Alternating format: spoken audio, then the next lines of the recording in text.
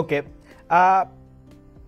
গত 15 বছরে আওয়ামী লীগের শাসনকে যে ফেসিবাদী বলা হচ্ছে এবং তার যে পালিয়ে যাওয়াটা, যেটি আসলে আপনি এখন বর্ণনাও করলেন, দুর্নীতি, তারপরে নানা ধরনের নানা কারণে, কিন্তু তার পেছনে আপনাদের আমলে যে 20 বছর আগে 21 আগস্টে গ্রেনেড হামলা, বিচারকদের বয়স বাড়িয়ে তত্ত্বাবধায়ক সরকারকে প্রশ্নবিদ্ধ করার মাধ্যমে শেখ হাসিনাকে কর্তৃত্ববাদী শাসনের দিকে নিয়ে যাওয়া, এ নিয়েও আসলে নানা ধরনের আলোচনা আছে। এই দুটি ঘটনা যদি হাইন্ডসাইট আপনি একটু দেখেন, যে মানে যেগুলি হচ্ছে ক্রাইমের ঘটনা, অর্থাৎ হচ্ছে 21 আগস্টের গ্রেনেড হামলা, 10টা অস্ত্র, আবার অন্যদিকে তত্ত্বাবধায়ক সরকার ব্যবস্থাটাকে একটা এরকম জায়গায় নিয়ে যাওয়া, এই দুটিকে আপনি আপনার মূল্যায়ন আমরা একটু শুনতে চাই। যে দুটি আপনার 21 আগস্টের যে ঘটনা, এই ঘটনার সঙ্গে বিএনপিকে জড়িত করা এবং বিশেষ করে তারেক রহমান সাহেবকে জড়িত করা, এটা পুরোপুরি ভাবেই রাজনৈতিক উদ্দেশ্য প্রণোদিত।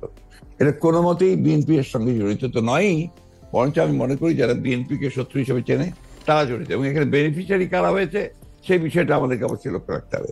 21 আগস্টের মামলায় who was the beneficiary? Beneficiary was Awami League. কারণ বিএনপি ক্ষমতায় থেকে সে এমন কোনো ঘটনা ঘটাবে কেন যে ঘটনাটা তার বিপক্ষে যাবে, এটা 1 নম্বর। আর আপনি যে প্রসিডিংস গুলো দেখেন সমস্ত, আপনি তো একসময় বিচার বিভাগের মানুষ ছিলেন, দেখবেন যে তারেক সাহেবকে এখানে জড়িত করা হয়েছে 4টা আপনার আইও চেঞ্জ করার পরে। সর্বশেষ যে আইও নিয়ে আসা হয়েছে সেটা আওয়ামী লীগ দলীয় ভুক্ত কাহার এখন যে আপনার নিজে থেকেই তাদের নির্দেশে সে এই চার্জশিটটা করেছে, যেটা কোনো সম্পর্ক নেই। অন্যদিকে যে আপনার মূল আসামি ছিল, ভদ্রলোকের নাম আমি বলে যাচ্ছি, মৌলানা মুফতি মোহাম্মদ, তিনি তাকে দিয়ে 164 দিন তাকে টর্চার করে তাকে দিয়ে একটা আপনার স্টেটমেন্ট করিয়ে নিয়েছিল।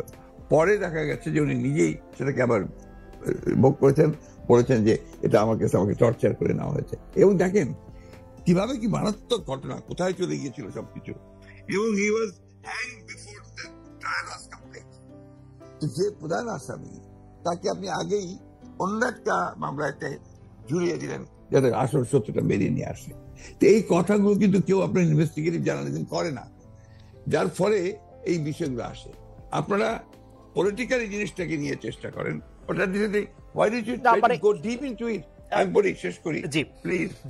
জি প্লিজ, ইনভেস্টিগেটিভ জার্নালিজমটা সিরিয়াসলি করেন এবং এটাকে ফাইন্ড আউট করেন যেটা আসলে ব্যাপারটা কি ছিল। সেটা করছেন না, করছেন যে বিএনপিকে দোষারোপ করার জন্য করছেন। এটাকে আমি মনে করি এটা এক ধরনের রাজনৈতিক উদ্দেশ্য প্রণোদিত। ওকে ওকে, আমি ইনভেস্টিগেটিভ জার্নালিজমের প্রসঙ্গে মানে আমি আপনাকে মাঝখানে ইন্টারাপ্ট করতে চাইনি, আমি শুধু বলতে চাইছিলাম যে এইটা তো আসলে আমাদেরও সীমাবদ্ধতা থাকে, ইনভেস্টিগেটিভ জার্নালিজম যে আমরা করতে পারি নাই, কিন্তু এই কথাও তো সত্য যে বিএনপির আমলে আমরা একটা 21 আগস্টের গ্রেনেড হামলার পরে আমরা একটা জজ মিয়াকে দেখেছিলাম, যে জজ মিয়া একটা বানানো হতে পারে। আমি ধরে নিচ্ছি সেটা আপনারা মনে করছে যে ভুল, আমিও ভুল ধরে নিচ্ছি, কিন্তু আপনারা তো পারতেন এখানে একটা ইনভেস্টিগেটিভ জার্নালিজম করে আসল সত্যটা উদ্ঘাটন করতে, সেটা তো করেনি। আমি আপনাকে আসল সত্যটা বলছি, সেটা আমি বললাম।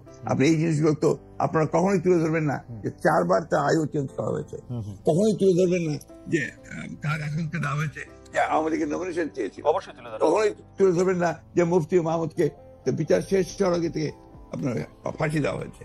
তো দিজ আর দ্য এভিডেন্সেস, যেখানে আপনি পরিষ্কার বুঝবেন যে একটা শুধুমাত্র সাজানো হামলা, তাকে এখানে জড়িত করার জন্য এই কথাগুলো এসেছে।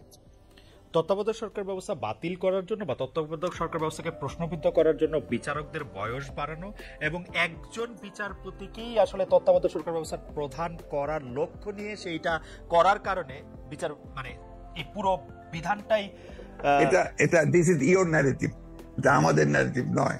আমরা মনে করি যে ওই সময় প্রয়োজন ছিল আপনার বয়স বাড়ানোর ব্যাপারটা, ওইটা বাড়ানো হয়েছিল।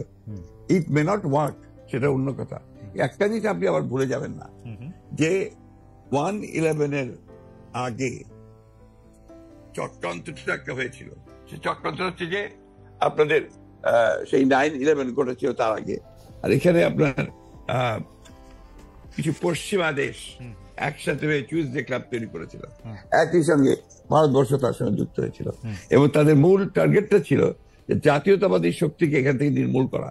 এবং যেহেতু তারেক রহমান সাহেব জাতীয়তাবাদী শক্তির উঠতি নেতা ছিলেন, হি ওয়াজ দ্য রাইজিং লিডার, সুতরাং তাকে আপনারা মেলাইন করার জন্য, তার ভাবমূর্তি নষ্ট করার জন্য একটা পরিকল্পিতভাবে এই চক্রান্তগুলো করা হয়েছে এবং এই ক্যাম্পেইনটা চালানো হয়েছে, হুইচ ইজ টোটালি পলিটিক্যাল।